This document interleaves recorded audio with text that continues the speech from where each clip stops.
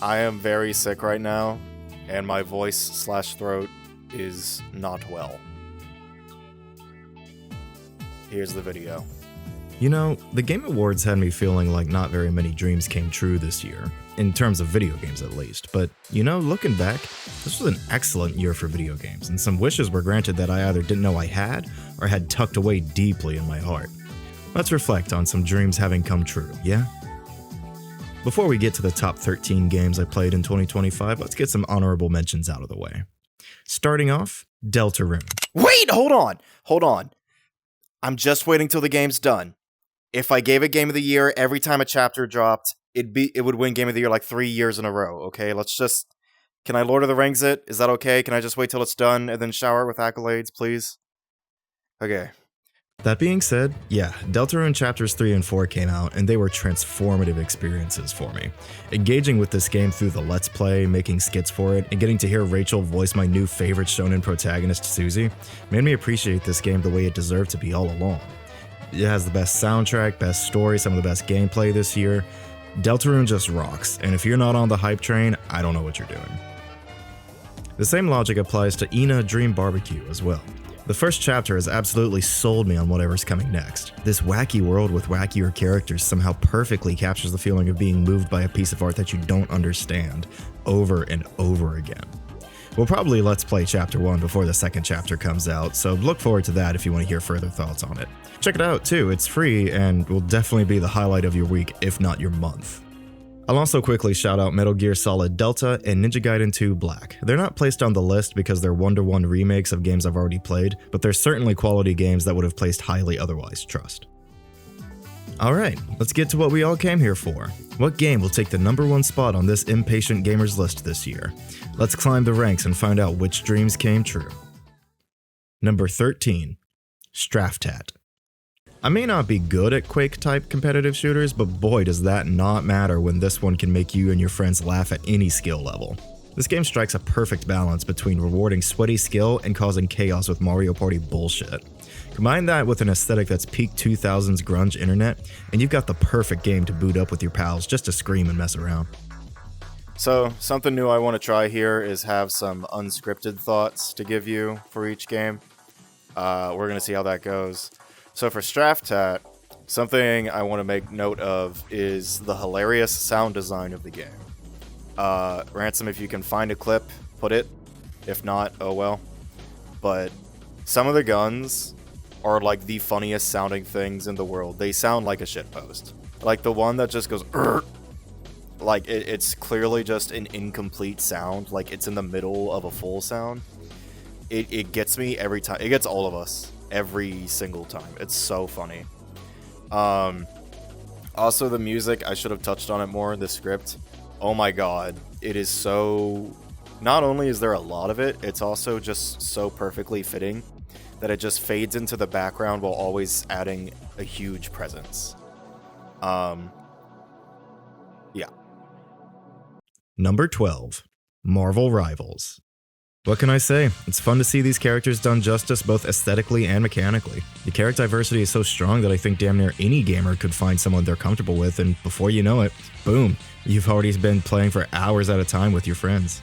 Maybe I'm biased because my flaccid friends are actually fun and non-toxic people to play with, but every time we play this game, even when we're losing horribly, we still have tons of fun. Whether it's Mia screaming, "Captain!" as I get greedy and run after the opposing team's healers, Casey writing something unexpected in the game chat, or me just being corny during the match. The game's always bringing out the funnier side of our personalities, and I think that's a real accomplishment.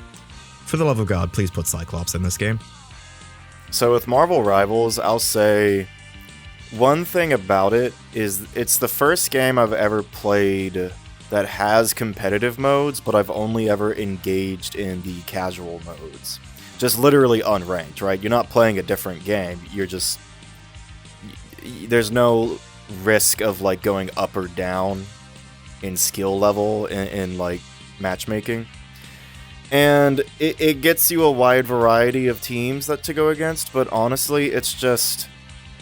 I think I'm going to start doing that more, because it's just a layer of stress that's not there anymore. I can't tell you how stressful it is to play something like Street Fighter 6, which the game itself is already so incredibly, like, it's maybe the most stressful fighting game, but it's also, like, it is so, when you're playing as a character you're not, like, super great with, or you're trying to learn, it can be so difficult to, like, climb those ranks and so stressful.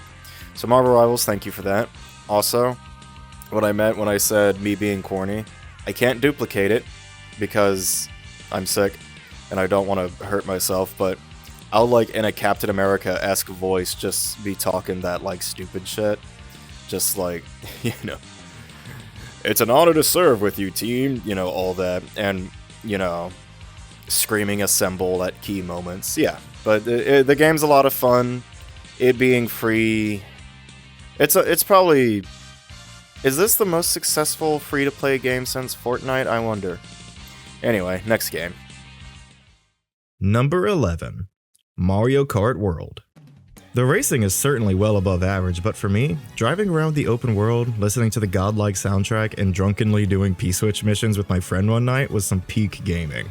There's something so calming about the world, its detailed emptiness inviting a zen playstyle that I compare to playing GTA and following the rules of the road. Then, when you and your buddies find an especially difficult P-Switch, the tone suddenly shifts to a controller-passing event where everyone is trying to hype each other up and share ideas and strategies.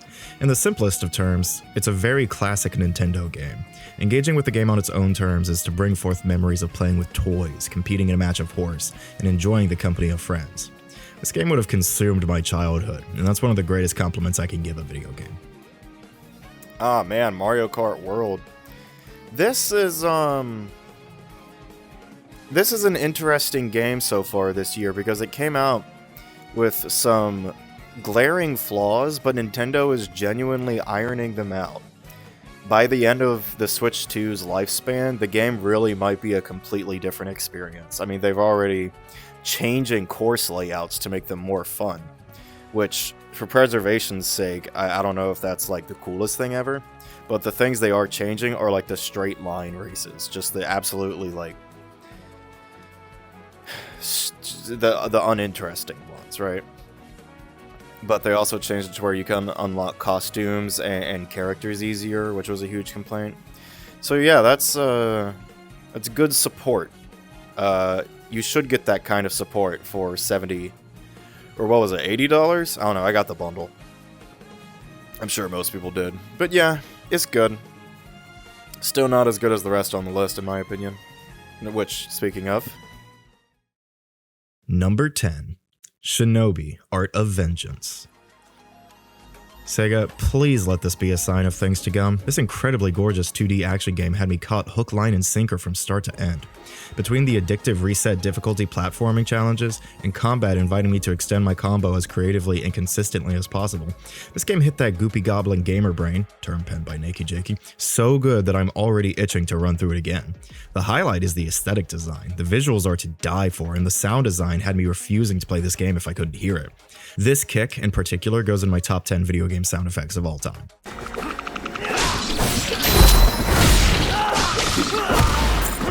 I also played Ninja Gaiden Ragebound, but I didn't beat it, so it's not on the list. But it's also incredibly good so far, so feel free to indulge in that as well.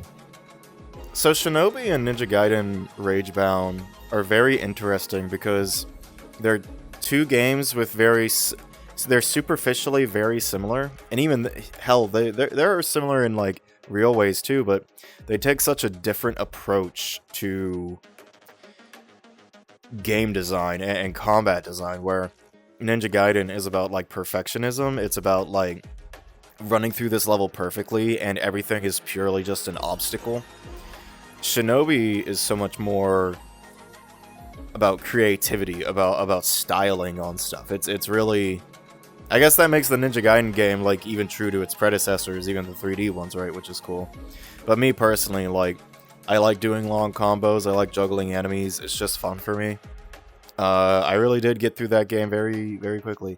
I'll say my experience with it on Switch 2, I played a fair amount of it in handheld mode, and some horrendous graphical glitches happened during that. Nothing a reset didn't like fix, but just I I would not count on the stability of the game on that platform. I'd probably buy it somewhere else. Or maybe they've updated it and fixed it by now, who knows. Number 9. Kirby Air Riders. This game is crack. There are games that you appreciate in their entirety via a single committed playthrough, and then there are games that you just can't bring yourself to uninstall because you're always booting it up to mess around for a bit. The amount of times I've been lazing about and gone, you know, I could do a city trial match or two, and then that turns into 10 matches is countless. But good lord, my favorite part of this game is the Sakurai-isms. The insistence on having a large breadth of content and the incredible menu designed by his wife, it all just gives you such a sense of joy and trust that the people behind this game really truly cared. The races too, oh my god. For a mode that comes second fiddle to City Trial, these courses are a sight to behold. The last time I thought a Nintendo game looked next gen was Pikmin 3, and whoo boy, I'd be lying if some of this spectacle didn't blow me away at times. Still though, nothing beats the high of getting enough flight in City Trial and making it to the island on top, or committing the most disgusting theft of power-ups of all time. I just wish there was more time in the day to play this game. Hey, that gives me an idea. Nova! I wish I... Okay, fuck this bit. I was gonna ask for more time of the day to play Kirby Air Riders, but can you just cure my sickness? Kill 7 billion people. What the fuck? So Kirby Air Riders, like, that story mode is both more and less than I thought it would be. The gameplay itself was maybe not quite as, but pretty disappointing in the vein of like of Light, where it really is just like, alright, we're gonna just use some assets, you know, give the players something to do. And I'm not the biggest fan of it. We still are all waiting for, like, the best case scenario is subspace emissary, right? It's just that's what I want. That's probably what you want. But even so, the story mode, the cutscenes that come with it, I'm hardly the first person to say it, but they're awesome, right? They're for one beautiful, just these pre-rendered gorgeous cutscenes. But they also, like, they really tap into, like, what makes Kirby, what gives it so much sauce, right? Because Kirby has always had, like, these elements of horror and, like, really weird shit. And this game just does not shy away from it at all, which is awesome. I don't know if the Sakurai Kirby games necessarily really tapped into that too much. I feel like the Dark Matter trilogy is what really started it. But good lord, he was on it. He had his finger on the pulse with that. So I'm happy. Kirby Air Ride, genuinely really good game. Easily a must-have if you have a Switch 2. And okay, next game. Number 8. Ratchet and Clank. What? I said games that I played this year. Look, this game could have come out this year and I wouldn't have batted an eye. This game right here. You know how I said earlier that the best compliment I can give a game is that it consumed my childhood? Yeah, this game would have been my entire personality for years. If I had played this when I was 10 or so, I would have been a fundamentally different person. I would be the Ratchet head. This is the type of game that's so well made, it starts making you genuinely start thinking about level design and how these people in 2002 made it seem so effortlessly elegant. This is the PS2 game, I tells ya. It's got everything. Great platforming, combat design that inspires way more thinking than you would have thought. Character design that is so freaking good. How have we drifted away from this? And a story that, while not the deepest, still hits character beats with a solid emotional core. It is also funny. At the time of writing, I haven't beaten the second game yet, but ooh boy, the momentum is being kept up. I'm simply in love, and I will continue to play this franchise until I'm sufficiently caught up. Thank you, Insomniac from 23 years ago. Please don't mess up Wolverine next year. God. So, I wrote I hadn't beaten the second game yet. This is after that. I've beaten the second game, I'm halfway through 3, and I've beaten the reboot, the 2016 game. I know that's a strange play order. I booted up the reboot to play with Carter just so we could see how bad it was. And while the writing and the constant dialogue is as bad as people say, I'm gonna be real, like, actually playing that game on hard, it's got sauce, man. Like, it makes up for the sauce, for the lost sauce in its own ways. I really did enjoy it. I don't know that I enjoyed it more than the others. hell, it's probably bottom on my list because it felt very safe in a way, right? But I want to say Ratchet 1, 2, and 3 so far have been this very interesting paradigm shift where Ratchet 1 is a 3D platformer with guns, and Ratchet 3 is a third-person shooter with platforming. There's no way I'm the first person to say that sentence. But Ratchet 2 is in this like really weird in-between space that it's like, it might be my least favorite, but it could also be my most favorite. It's a very strange game that's doing a lot at once, and I liked it a lot. I really, really did. But I think objectively ranking the Ratchet games is almost impossible because the original 4, including Deadlocked, they're so different. They're so different, and that's awesome. By the way, to add on to what I was saying about me, I would have been a Ratchet head. There's a world where I presented myself to you guys like this. Like, so easily. Also, this avatar... Open your hand. Okay. This... Whatever, man. This avatar is fucking awesome. It's got, like, a bunch of the guns and shit, and they, like, fire really well. Oh. Wow, it even has its own lighting. But yeah, like, it looks really, really cool. So yeah, I just wanted to point that out. Oh, fuck. It can also fly, so it's now my cheater avatar. Okay, next game. Number 7. Project Justice. What? It came out in Capcom Fighting Collection 2, so it counts. And by God and by golly, I bought that game to play Power Stone for the first time with Carter. And rather than getting invested in that, we instead fell deeply, epically in love with Rival Schools 2, Project Justice. We should have known better. Of course, a fighting game directed by Hideaki Itsuno, the director of the good Devil May Cry's, made a fighting game that would blow our minds. Genuine question, how did this come out in 2000? This game literally feels modern. The input leniency, the combo freedom, the slick movement. This has got to be the most forward-thinking fighting game of that generation. Add on to that the hilariously memorable cast, and Carter and I have a new bonding activity other than us trying to untie each other's shoes. Look at my soul and you will see Ariel raves. So, this is like, if I put more time into it, it might genuinely be like top 5 fighting games of all time for me. I cannot stop playing it. Sorry for that, for those shit-ass Akira combos and gameplay. It's been a minute. I couldn't remember anything. But just labbing that character out in training mode one time was so fun. I can fly, bro. I can, the freedom, the ability to think to yourself, wait, would that work? And then it just does? Good lord. You don't get enough of that nowadays. Just there's always some contingency or something. But no.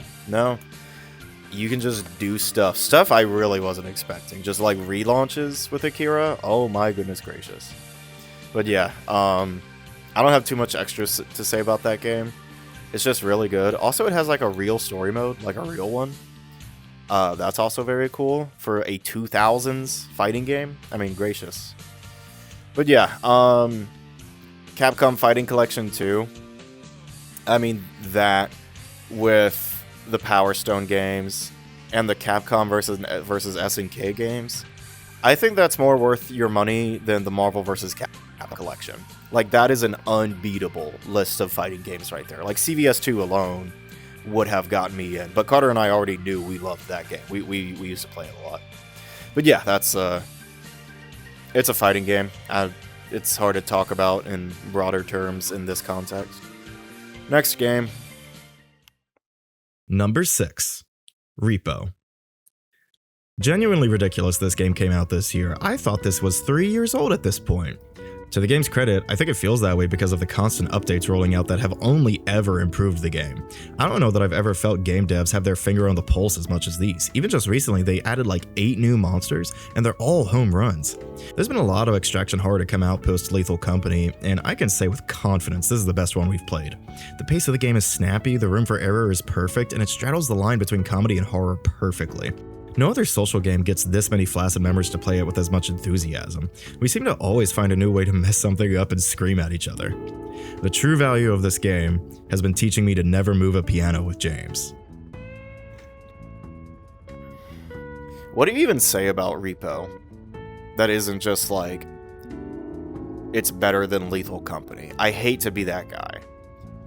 But privately, like Ricky and I and others, I think we've all said to each other, I like this game more than Lethal Company. I think a lot of it might have to do with the fact that there's no trek to the facilities and back. I understand why they're there in Lethal Company, but I don't think they're super duper enjoyable. Especially the trek there, it's just kind of wasting time. And their ability to think of things, like see flaws in their game that even I didn't, is crazy. Like, they added an ability lately where when you're dead, your head has always just been on the ground to collect so that your friends could revive you, right?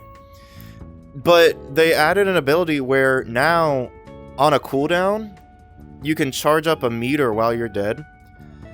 And once you activate it, you talk for a minute. Not a whole minute. You talk for a little bit, and your friends can hear you. And it does a funny voice effect, like it deepens your voice and stuff. It's awesome, and it's funny. But like, what a great way to alleviate the boredom of being dead in that team-based game, right? Like, that is such a smart idea that it's like, that one is actually beyond me. I don't know that I could have ever thought of that. It's such a brilliant idea. Good on those devs, man. I really hope their ambitions to add a bit more lore to the game pan out, because I like what they're doing so far with like the museum level. That's really cool. I would love if there's like stuff to dig into. Regardless, I just totally trust what they have. Number 5. Spark the Electric Jester 3. Spark 1 and 2 were both monumental games for me. They filled me with as much joy and hype as a video game is capable of. So when the consensus was saying that Spark 3 is far and away the best title, I simply couldn't believe it until I saw it myself. If you're curious what that looks like, my entire first LP of the game with James is up on the channel, but here's a taste. We're so fucking bad! Allow me to say the obnoxious thing here, this is my favorite Sonic game. In all fairness, the combat is character action, so it's not a fair competition. The speed sections though, just absolute freedom. Every level is crafted with more care than a parent has for their child. The way they all account for your ability to soar through them with different routes and secrets makes them feel so intentionally designed to keep you in the fun zone of fast platformers. You know, Spark 3 is without a doubt the best one. It's my favorite Sonic game. Sorry, I know. But like, it did get beat in one way. What the fuck just happened? Okay, whatever. It is beaten in one way by Spark 1 and 2, and that's the final bosses of those games were more hype, and they had lyrical themes. They really should have had a lyrical theme and a hyper final boss for Spark 3. Then it would have been like the ultimate video game, right? But regardless, that game has like side stages, and at first they seem just like tutorial stuff, which is fine, but then they keep going and they start to just become normal real Sonic levels with like a minimal amount of asset reuse from the main levels. And so you end up getting like 30-40 speed stages, where, mind you, Sonic Adventure 2, Sonic had, what, 6 speed stages and Shadow had 4? So you get like quadruple or something like that, the amount of good content in this game. It is... I don't know that you can make a better fast 3D platformer than this one. I can hardly imagine it. So yeah, God, I hope there's a Spark 4. If y'all were mad at me for putting a PS2 game on the list, just wait till you see this one. Number 4. Nobody May Cry. Hell yeah, I put a mod on the list. You know why? Because it's the best moveset mod I've ever played. I hate when people just make a character overpowered and that's it, but this here?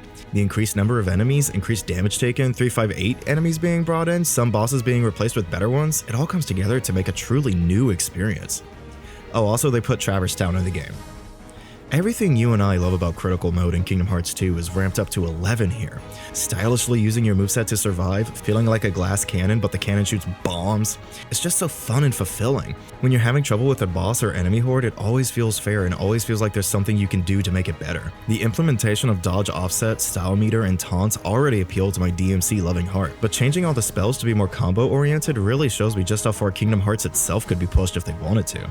Oh my god, and Roxas's dry forms are the coolest ever. Can we take a moment to acknowledge that his final form makes his spells more like Sora's? The thematic meaning is crazy. Seriously, if you hold any love for Kingdom Hearts or action games, this is a must-play. I have some shit to say about Nobody May Cry. Number one being, I shouldn't have played it yet. I should not have played it yet, because I am on their Discord now, and they just post updates to, like, the game, like how things are going, what they're going to be adding in.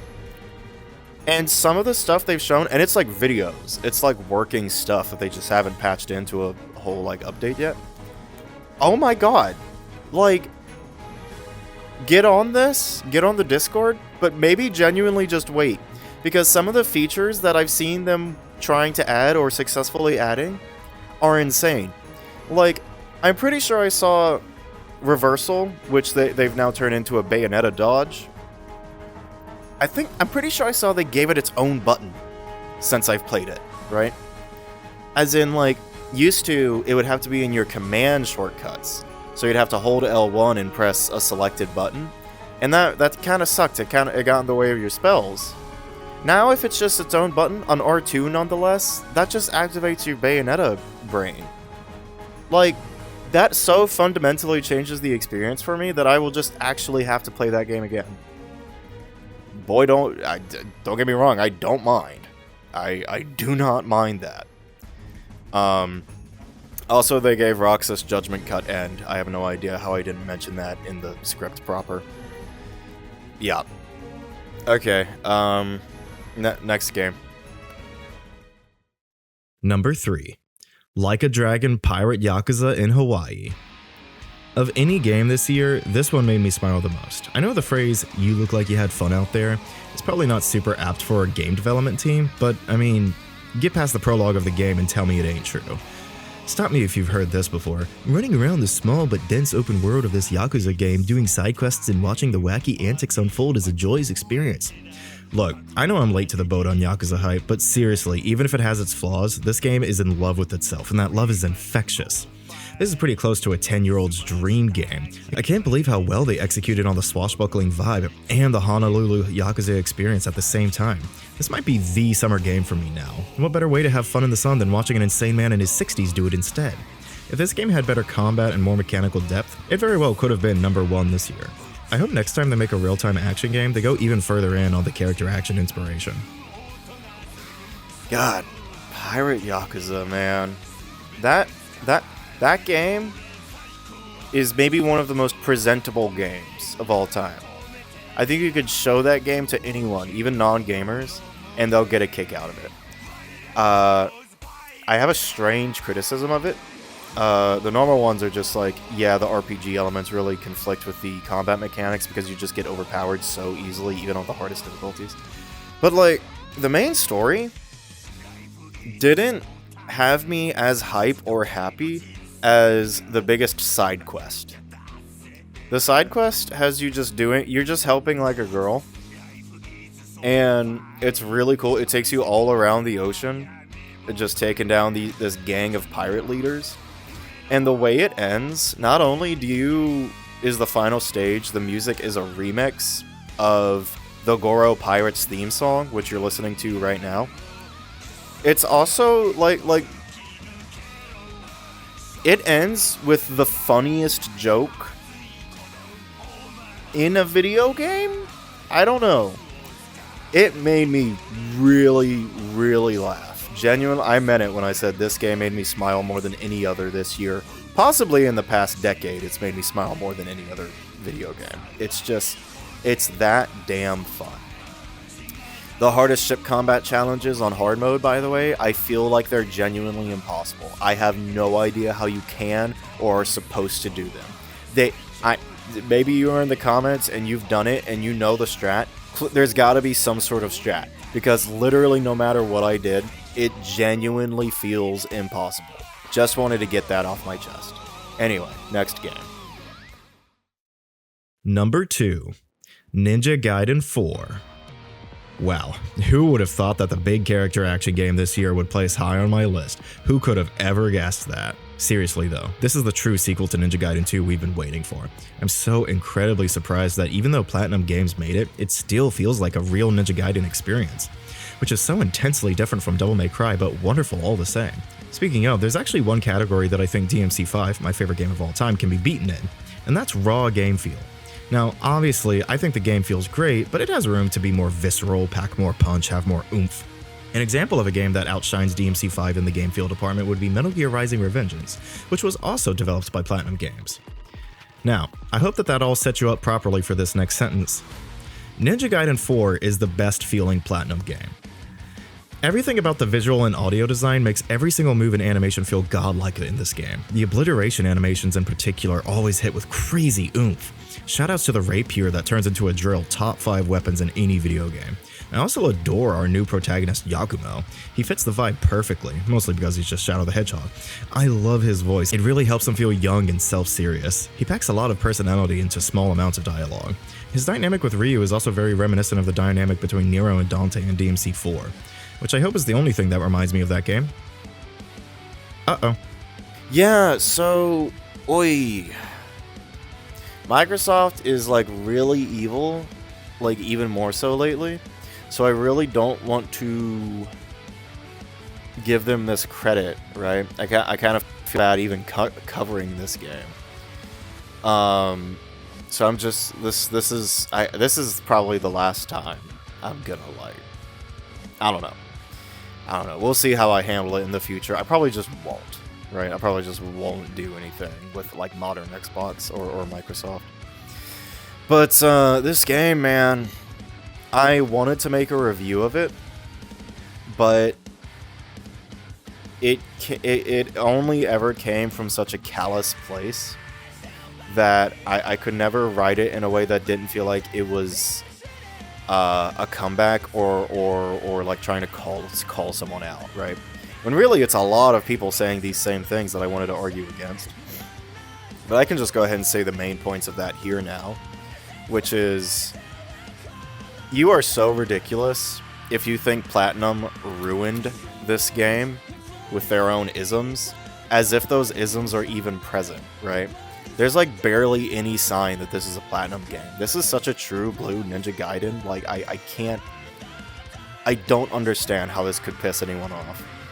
But also, like, let's say they did make it more like Bayonetta and Metal Gear Rising and DMC, and just added in all these things to make it more like the rest of the character action games. Good! What if I say that's a good thing? What if I like that? What then? What now? Huh? Oh my god, and the way people criticize Yakumo, no, I don't get it. Ryu's cool. I'll take Yakumo over Ryu any day. I'm sorry.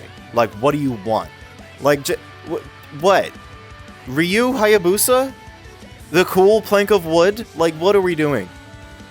Yeah, he has a little sauce to him. He gets, like, angry in very particular points.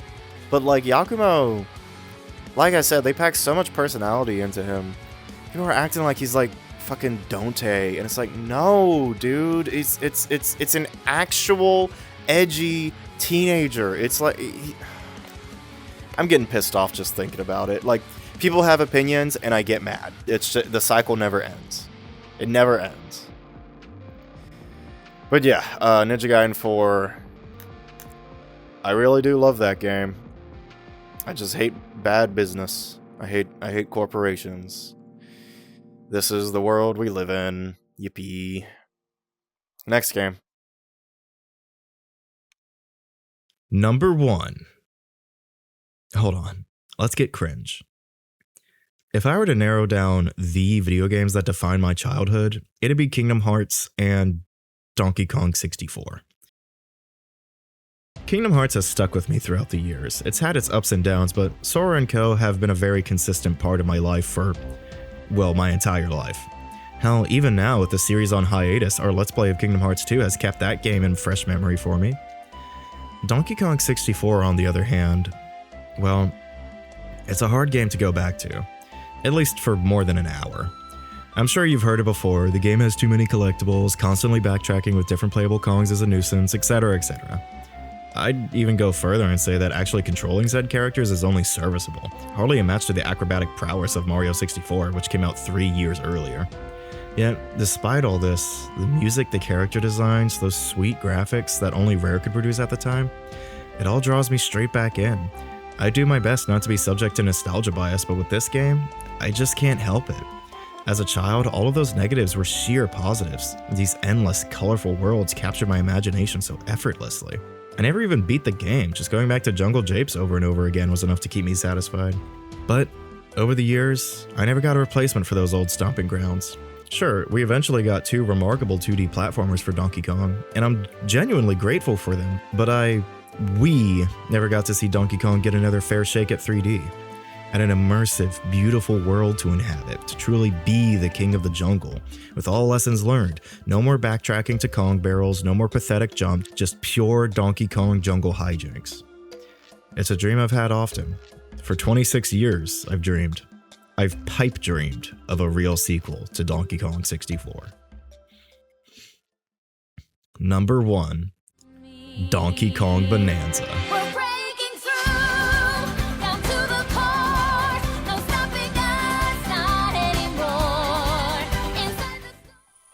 I would have accepted an above-average 3D platformer here. I really would have. Instead, we got a game that I'm still holding in contention for the greatest Nintendo game of all time. Finally, not only a game that truly combines the collectathon elements of the Rare games and features platforming that can go toe-to-toe with Mario, we also are finally using this giant hulking character design of a gorilla to its fullest potential.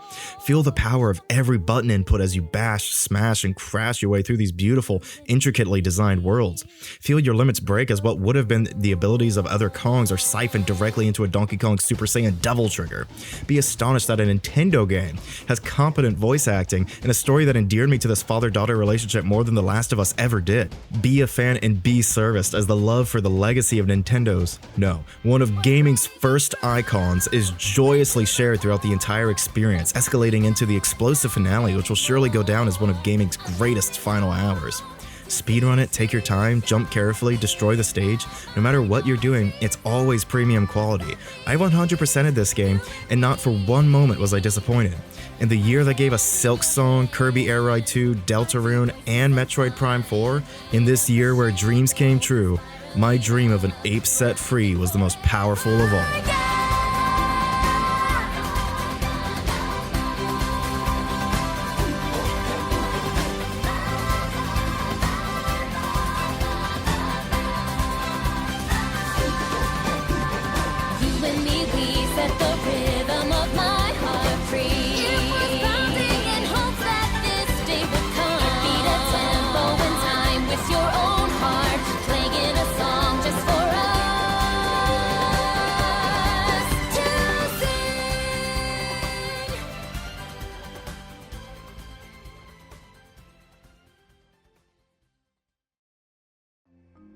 You know, I do have 2 criticisms of Donkey Kong Bonanza.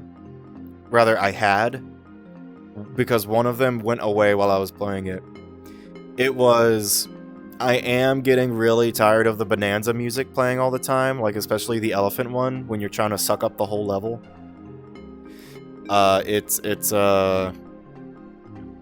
It got very tiring hearing that, like the Croods theme. Turns out you can just turn that off in the options menu. I played quite a number of hours before I realized that. So that one's my bad, right? Which is good. Which is good. I want it to be my bad. Excuse me. But the other one is... yeah, that DLC is really bad. That's like $20 for something that very obviously was just taken from the main game. Which I know that's not precisely how it works, but it's like it came out like, what, a month later, perfectly, like, ready. Like, it was ready. It was ready. And if you want to sell the roguelike mode, I forgot what it's called, just the Void Company thing. If you want to sell that, that's fine. But withholding Donkey Kong Island is like, that's really messed up. Like, really messed up. Because the game otherwise was really lacking a sense of home, like a place to come back to casually, like Kingdom Hearts Traverse Town, or much better example, Mario Odyssey Mushroom Kingdom, right? Like, you can always go back to that. That's your place. Hell, New Donk City can also serve as that. So, paying $20 just to hear the DK64 theme, you know, that didn't feel great. But if that really is all I have to say, then, like, yeah, that is shitty, and I'm definitely not gonna buy, like, Nintendo DLC ever again until I know for a fact that it's worth it.